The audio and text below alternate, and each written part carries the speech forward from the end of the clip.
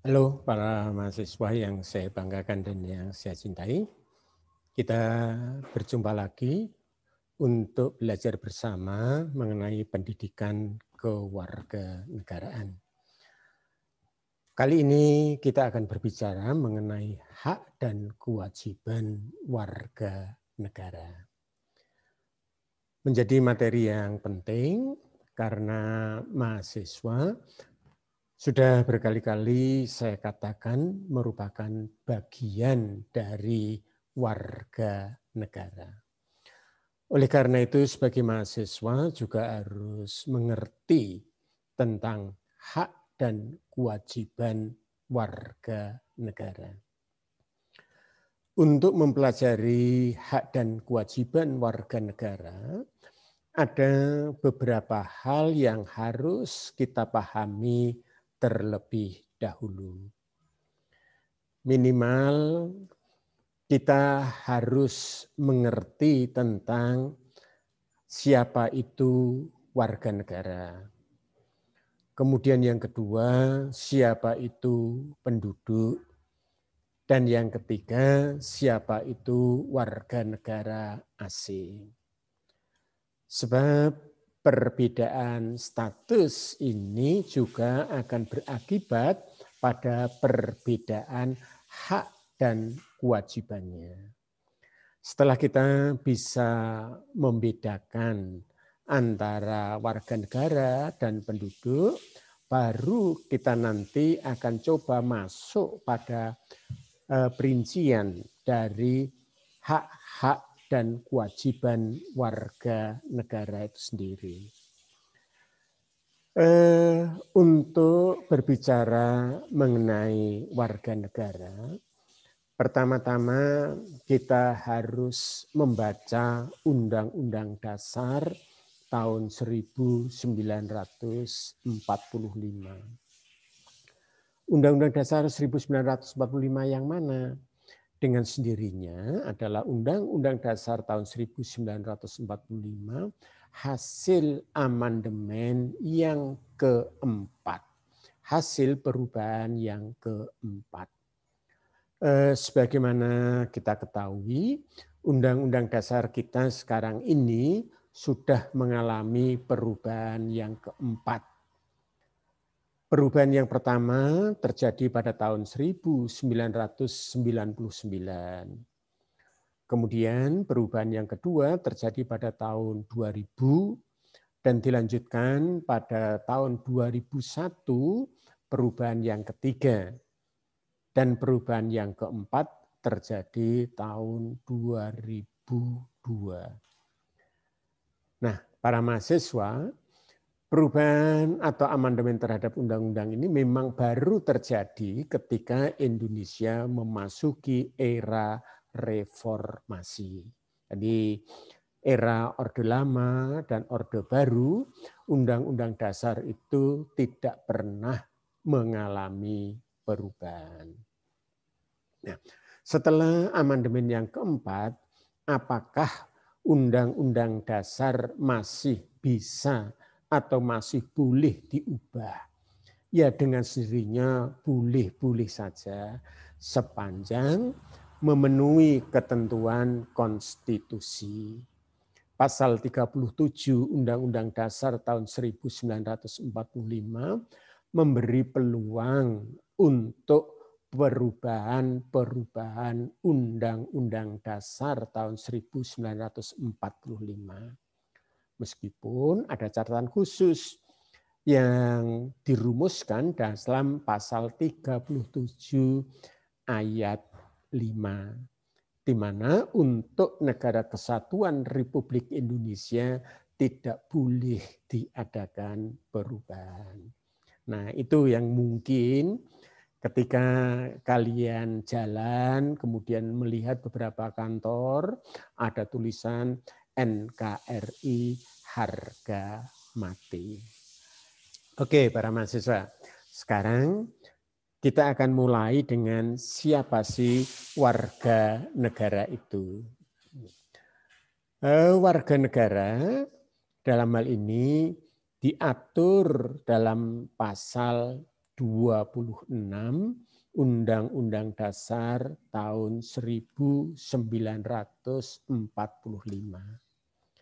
Bagaimana bunyi pasal 26 itu? Pasal 26 yang terdiri dari 3 ayat. Ayat 1 berbunyi, yang menjadi warga negara ialah orang-orang bangsa Indonesia asli dan orang-orang bangsa lain yang disahkan dengan undang-undang sebagai warga negara. Bangsa Indonesia asli. Siapa toh bangsa Indonesia asli itu? Nah, ini kita harus merunut sejarahnya. Bahwa pada zaman penjajahan, warga di Indonesia itu dibedakan menjadi 3 golongan. Yang pertama, golongan Eropa. Siapa itu golongan Eropa? Golongan Eropa adalah orang-orang Belanda beserta keturunannya. Kemudian yang kedua adalah golongan Timur Asing. Golongan Timur Asing ini dengan sendirinya selain golongan Eropa.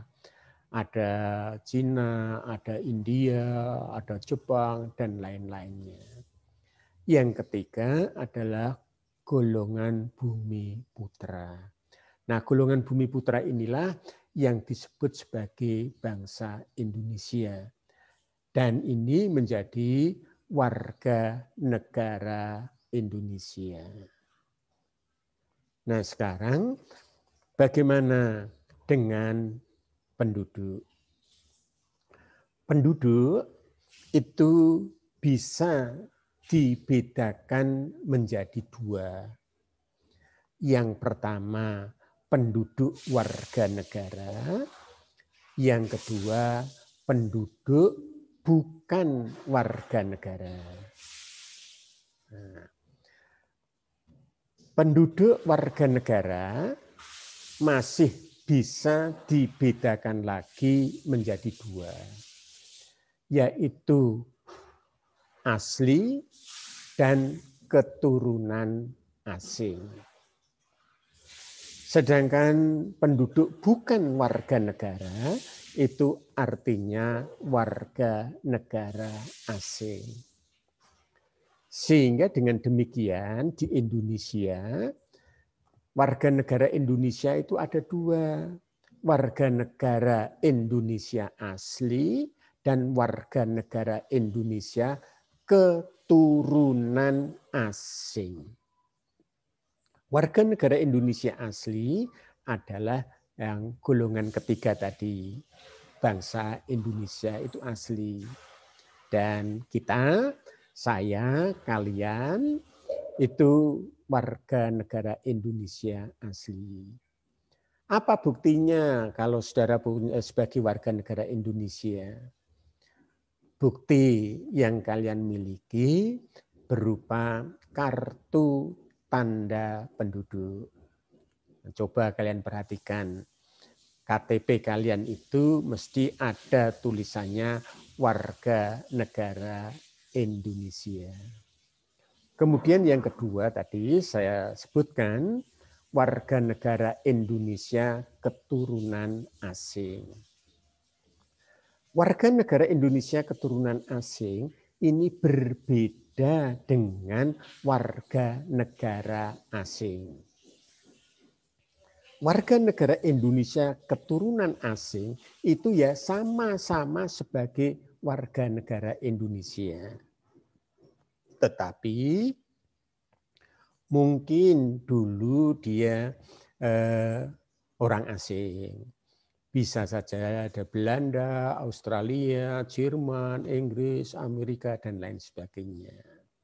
Tetapi dia sudah memenuhi ketentuan undang-undang untuk bisa menjadi warga negara Indonesia. Warga negara Indonesia asli ataupun warga negara Indonesia keturunan asing mempunyai hak dan kewajiban yang sama. Tetapi berbeda dengan warga negara asing. Nah, warga negara asing itu siapa? Ya, warga negara asing itu misalnya saya warga negara Singapura, warga negara Malaysia, warga negara Australia, dan lain sebagainya. Itu yang dimaksud dengan warga negara asing. Jadi sekali lagi, kalian harus bisa membedakan antara warga negara Indonesia keturunan asing dan warga negara Indonesia, maksud saya warga negara asing. Ini kalian harus bisa membedakan. Nah, perubahan yang perlu kita pahami berkaitan dengan warga negara ini adalah syarat presiden. Sebelum Undang-Undang Dasar tahun 1945, syarat presiden itu kan harus orang Indonesia asli.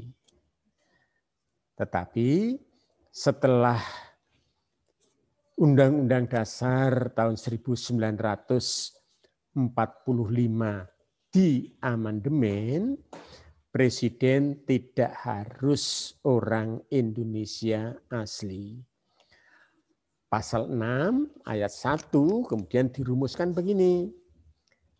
Calon presiden dan calon wakil presiden harus seorang warga negara Indonesia sejak kelahirannya dan tidak pernah menerima kewarganegaraan lain karena kehendaknya sendiri, tidak pernah mengkhianati negara, serta mampu secara rohani dan jasmani untuk melaksanakan tugas dan kewajiban sebagai presiden dan wakil presiden. Nah, ini yang harus kita pahami. Jadi seseorang apakah dia keturunan asing atau warga negara Indonesia, tetapi ketika dia lahir sudah membawa status kewarganegaraan Indonesia,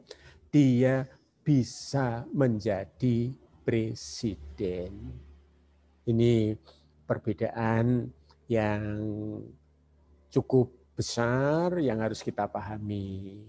Sehingga sekarang warga negara Indonesia, keturunan Cina, warga negara Indonesia, keturunan mana saja, sepanjang dia lahir sudah membawa status warga negara Indonesia, dia boleh menjadi presiden dan wakil presiden. Kemudian yang kedua, kita berbicara kesamaan kedudukan dalam hukum dan pemerintahan. Nah, ini dalam kapasitas hubungan warga negara dan negara. Pasal 27 ayat 1 Undang-Undang Dasar tahun 1945 dirumuskan begini. Segala warga negara bersamaan kedudukannya di dalam hukum dan pemerintahan dan wajib menjunjung hukum dan pemerintahan itu dengan tidak ada kecualinya. Mempunyai kedudukan yang sama dalam hukum dan pemerintahan. Demikian juga dalam hal pekerjaan. Ayat 2-nya dirumuskan begini. Tiap-tiap warga negara berhak atas pekerjaan dan penghidupan yang layak bagi kemanusiaan. Yang perlu digarisbawahi adalah penghidupan yang layak bagi kemanusiaan. Sehingga kalau ada seseorang mempunyai pekerjaan, profesi yang tidak layak bagi kemanusiaan, itu tidak dijamin oleh Undang-Undang Dasar. Apakah ada pekerjaan yang tidak layak bagi kemanusiaan? Ya, ada di sekitar kalian pasti ada. Coba kalian lihat. Misalnya saja ada seseorang yang profesinya maaf sebagai pencopet misalnya. Apakah pencopet itu kemudian dilindungi oleh Undang-Undang Dasar? Dengan sendirinya tidak.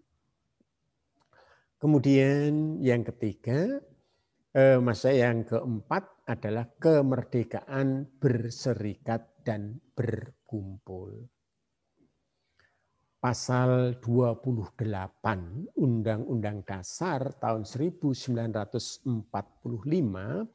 dirumuskan bahwa kemerdekaan berserikat dan berkumpul, mengeluarkan pikiran dengan lisan dan tulisan, dan sebagainya ditetapkan dengan undang-undang. Dari Pasal 28 Undang-Undang Dasar tahun 1945 secara jelas dan tegas bahwa warga negara itu mempunyai kebebasan berserikat, berkumpul, mengeluarkan pendapat baik pikiran secara lisan maupun tulisan. Berbeda memang pasal 28 ini dari sisi implementasinya. Pada era Orde Baru, menyampaikan pendapat di muka umum, istilah yang mudah kita pahami dengan istilah demonstrasi itu tidak boleh. Sebab pada waktu itu Orde Baru beranggapan bahwa untuk menyampaikan pendapat itu sudah ada wadah-wadahnya. Lembaga perwakilan rakyat. Ada DPR RI, ada DPRD provinsi, ada DPRD kota ataupun kabupaten. Sehingga kalau ada warga negara yang ingin menyampaikan pendapat, silakan disalurkan ke situ. Bisa melalui wakil-wakil yang kita pilih melalui pemilihan umum. Tetapi setelah era reformasi, dengan tuntutan keterbukaan, demokrasi, dan lain sebagainya, serta hak asasi manusia, Pasal 28 ini kemudian menjadi berbeda dari sisi implementasinya. Artinya sekarang demonstrasi itu diperbolehkan. Demonstrasi itu merupakan hak konstitusional bagi setiap warga negara. Namun harus juga dipahami, semuanya harus dalam kerangka peraturan perundang-undangan yang berlaku. Maksudnya apa? Maksudnya demo itu harus memenuhi, mentaati aturan yang ada. Kalau demo kemudian tidak sesuai dengan aturan, ya aparat bisa mengambil tindakan. Misalnya saja demo ternyata ada penjarahan, demo ada perusahaan dan lain sebagainya. Itu tidak boleh.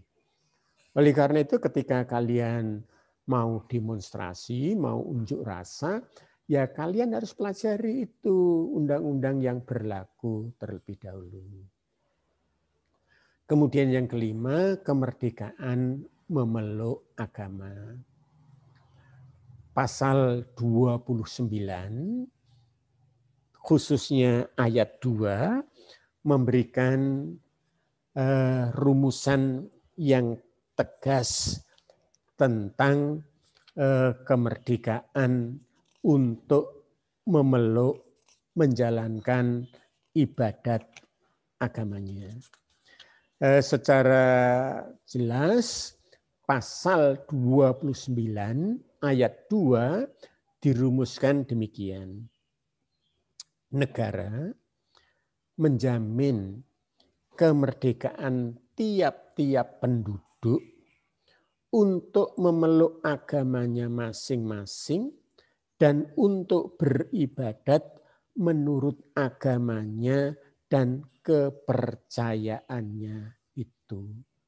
Jadi warga negara dalam hal ini dilindungi oleh negara untuk memeluk agama, menjalankan ajaran agamanya. Dengan sendirinya agama-agama yang diakui oleh pemerintah. Ya kan? Sekarang agama-agama yang diakui pemerintah itu ada Hindu, ada Buddha, ada Kristen Protestan, Kristen Katolik, ada Islam, dan ada Konghucu. Nah, maka setiap pemeluk agama itu dijamin, dilindungi oleh negara. Oleh karena itu, kehidupan toleransi beragama ini harus ditingkatkan. Tidak kita pungkiri, di Indonesia kadang-kadang masih ada intoleransi kehidupan beragama. Nah, kalian sebagai mahasiswa yang memahami tentang perlindungan-perlindungan konstitusional yang dimiliki oleh warga negara dalam hal menjalankan ibadah agama dan kepercayaannya, kalian harus bisa menjadi contohnya. Kemudian yang keenam, hak dan kewajiban pembelaan negara. Rumusannya hak dan kewajiban pembelaan negara. Artinya pembelaan negara itu tidak sekedar kewajiban, tetapi juga merupakan hak dari setiap warga negara. Nah, sehingga hak itu kan sesuatu yang bisa kalian miliki. Sedangkan kewajiban itu sesuatu yang wajib kalian kerjakan. Ini hak dan kewajiban. Itu rumusan undang-undang dasarnya tegas merumuskan seperti itu. Seperti diatur dalam pasal 30 ayat 1 yang dituliskan begini. Tiap-tiap warga negara berhak dan wajib ikut serta dalam usaha pertahanan dan keamanan negara. Ya, ini. Kemudian yang ketujuh, hak mendapatkan pengajaran. Para mahasiswa yang saya banggakan dan yang saya cintai, kalau kita baca alinea keempat dari pembukaan Undang-Undang Dasar tahun 1945, utamanya pada bagian tujuan nasional, maka salah satu tujuan didirikannya Negara Kesatuan Republik Indonesia adalah memajukan, maksud saya mencerdaskan kehidupan bangsa. Mencerdaskan kehidupan bangsa. Bagaimana cara yang dilakukan oleh negara untuk mencerdaskan kehidupan bangsa? Dengan sendirinya melalui pengajaran. Pasal 31 Undang-Undang Dasar tahun 1945 dirumuskan sebagai berikut. Setiap warga negara berhak mendapat pendidikan. Berhak mendapat pendidikan. Artinya pendidikan itu hak dari setiap warga negara.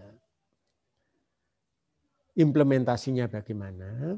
Ya karena kemampuan pemerintah, maka baru pada tingkat atau jenjang pendidikan tertentu peserta didik, siswa itu dibebaskan, tidak dikenai biaya.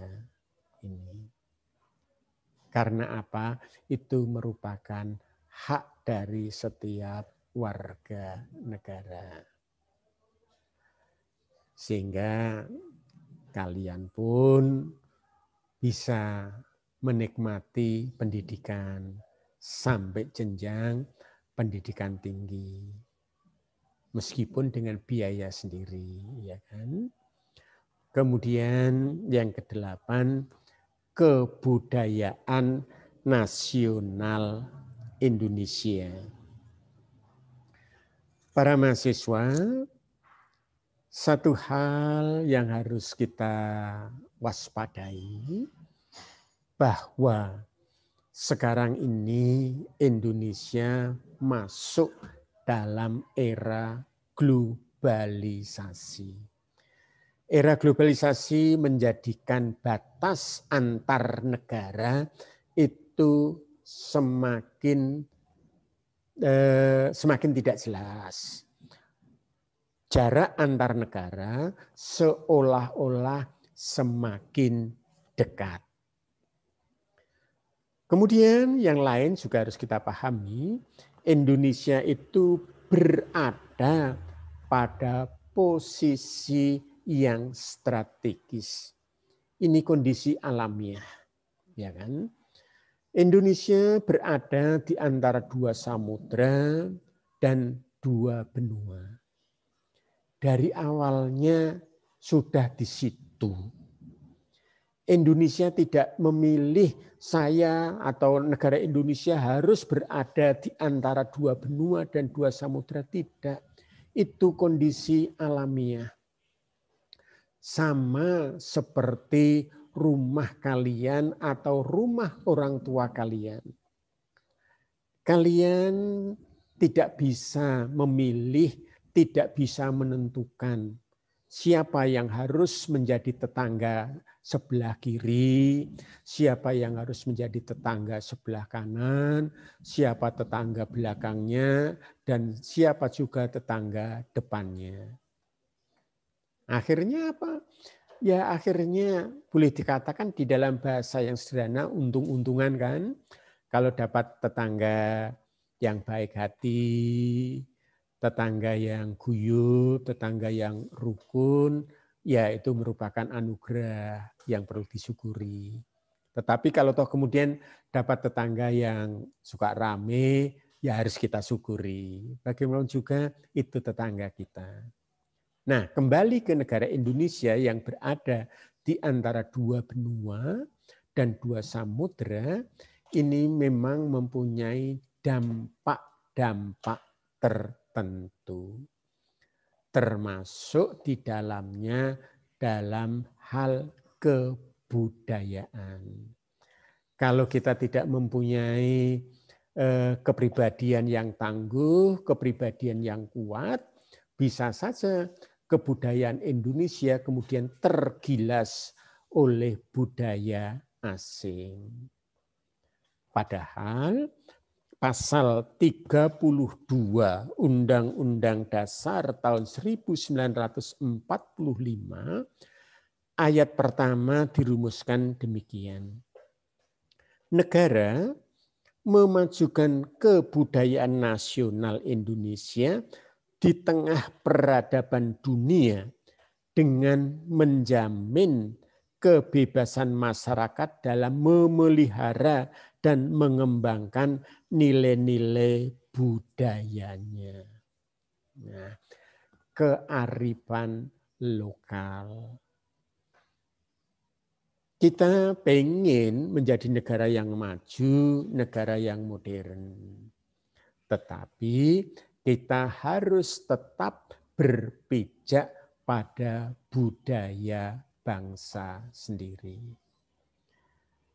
Mahasiswa sebagai generasi milenial, generasi yang sekarang ini sedang belajar di pendidikan tinggi, harus bisa menjadi suri tauladan, menjadi contoh bagaimana mahasiswa adalah mahasiswa yang maju, tetapi tetap berkepribadian Indonesia. Kemudian yang berikutnya adalah kesejahteraan sosial. Kembali kalau kemudian kita membaca pembukaan Undang-Undang Dasar tahun 1945 alinea yang keempat, pada tujuan negara dirumuskan memajukan kesejahteraan umum. Artinya yang akan disejahterakan oleh negara Indonesia itu bukan kelompok tertentu, bukan golongan tertentu, bukan suku tertentu, bukan juga agama tertentu, tetapi semuanya. Semuanya itu siapa? Ya semuanya yang masuk sebagai warga negara Indonesia. Para mahasiswa yang saya banggakan dan yang saya cintai, itu kalau kita berbicara hubungan warga negara dan negara. Hubungan warga negara dan negara itu bisa berupa hubungan emosional. Hubungan emosional. Hubungan ya yang melekat pada batin kita. Yang pertama, merasa bangga menjadi warga negara Indonesia. Kita harus bangga sebagai warga negara Indonesia. Bangga dengan keanekaragaman. Bangga kita sebagai bangsa yang majemuk. Bangga kita bisa hidup bersatu dalam perbedaan. Ini harus sesuatu yang membuat kita bangga. Kemudian hubungan emosional juga bisa merasa rindu, kangen bila berada di luar. Artinya ketika kita bertugas ke luar negeri, ada kerinduan tersendiri, ada keinginan untuk kembali ke Indonesia. Dan bisa juga hubungan emosional itu berupa merasa tersinggung bila negaranya direndahkan. Artinya begini, kita harus menjaga kewibawaan Indonesia. Sehingga ketika ada bangsa lain, ketika ada negara lain yang merendahkan derajat negara Indonesia, kita tersinggung. Beberapa waktu yang lalu, dalam dunia olahraga, sempat terjadi seperti itu. Jadi, ketika tim bulu tangkis Indonesia mau berlaga dalam kontes All England, ternyata kemudian tidak bisa ikut ambil bagian karena alasan-alasan tertentu. Wah, ini kemudian menimbulkan polemik yang luar biasa. Sampai kemudian dari presiden, dari Ketua Umum PBSI dan masyarakat Indonesia, para netizen, wah, rame-rame berkomentar kenapa itu bisa terjadi dan lain sebagainya. Jadi ini hubungan yang sifatnya emosional. Kemudian juga menghormati falsafah negara. Kita punya Pancasila. Pancasila itu yang harus kita jadikan sebagai dasar, sebagai filter ketika akan ada nilai-nilai budaya asing yang masuk ke Indonesia. Kemudian yang kedua bisa berupa hubungan yang sifatnya fungsional. Hubungan yang sifatnya fungsional ini bertanggung jawab dalam hidup bernegara. Artinya apa? Artinya sebagai warga negara kita harus paham dengan hak dan kewajiban kita. Kita tidak hanya sekedar menuntut hak saja tetapi tidak pernah menjalankan kewajiban. Sama seperti kalau dalam konteks yang sederhana, kalian sebagai mahasiswa misalnya.